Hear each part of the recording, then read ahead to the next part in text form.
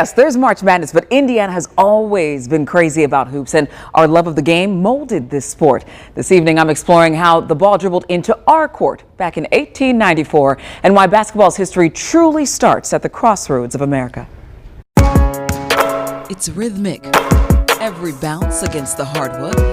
It's artistic, every silhouette with the perfect arc. It's electric, every stadium after the buzzer beater. And in 49 states, it's just basketball, but this is Indiana. Just drive around any part of Indiana and you'll see basketball goals attached to barns, telephone poles, in driveways, in cul-de-sacs. Indiana, the cradle of basketball. That's what Dr. James Naismith called the Hoosier State after watching an Indiana game of the sport he invented. Naismith's first players were Y staff like Nicholas McKay, who in 1894 brought basketball and its peach basket to his hometown, Crawfordsville. After the first game in Crawfordsville, there were several newspaper reporters that covered that game. And one of them wrote, "If the turnout tonight is any indication, this sport has the potential to really be something." And, you know, we've often said that's the greatest understatement of the world in terms of sports. All roads lead back to Indiana for the biggest advancements in basketball.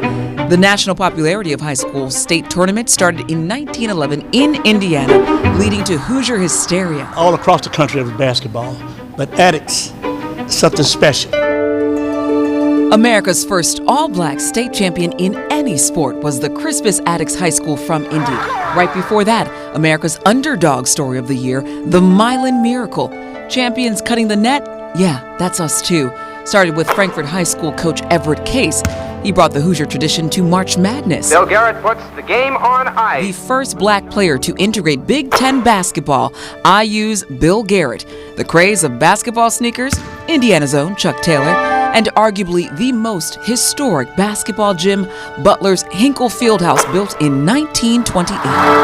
For a kid like me growing up, that state tournament was the thing you really latched onto and the reason you love basketball. It's played right here at Butler, and it's sold out, and there's all these cheerleaders and pomp and circumstance. Part of the aura of Indiana basketball is the gym sizes are built bigger than the towns so that people can come watch those kids play. The Indiana Basketball Hall of Fame preserves the sport's Hoosier history. The grassroots in high school basketball. Executive Director Matt Martin walks through these halls, showing me how Hoosier high school MVPs elevated the sport's popularity. You know, it might be a team of 5, 6, or 7, but the town rallied around those individuals because that's what they did on a Friday night or a Saturday night. You know, town would shut down. They'd go to the local diner before the game, then go watch the boys play basketball. Those players' banners now hang in the rafters. They became college all-stars like Indiana State's Larry Bird or IU's Isiah Thomas. Eventually, Hinkle would be home to the national college tournaments too, then home court to Indianapolis's national basketball team, the ABA Pacers, where again, the Hoosier State would set the tone. Guys love to play against the Pacers here because there was a crowd. You know, they might play in front of 2,000 people somewhere else, but they play in front of 8,000 or 9,000 people here. The ABA franchise became one of the most successful, impacting integration in Indiana itself. When hoops are in your DNA, it's no surprise you make big plays like that. As the saying goes in the Hoosier State, we grow basketball here. As we showed you, a small group of men brought this sport to the Hoosier State, and soon after, women started to dominate basketball too, and we are seeing a new rise of women in hoops, like players Caitlin Clark, the presumed #1 pick for the draft, likely headed to the Indiana Fever, and she has had a team of Hoosier legends set her up for this play. We're talking Tamika Catchings, 4-time Olympian and a Hall of Famer who played with the Indiana Fever, Lisa Williams Burgess, the Carmel All-Star who went on to dominate as a Gamecock, or Terrell Johnson, Gary's All-American who led the Jayhawks to the Big 8 conference title.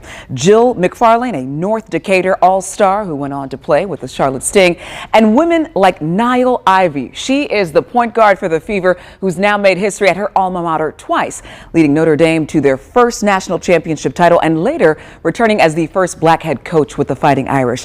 And so at every stage, women and men have shown why the ball's always in our court.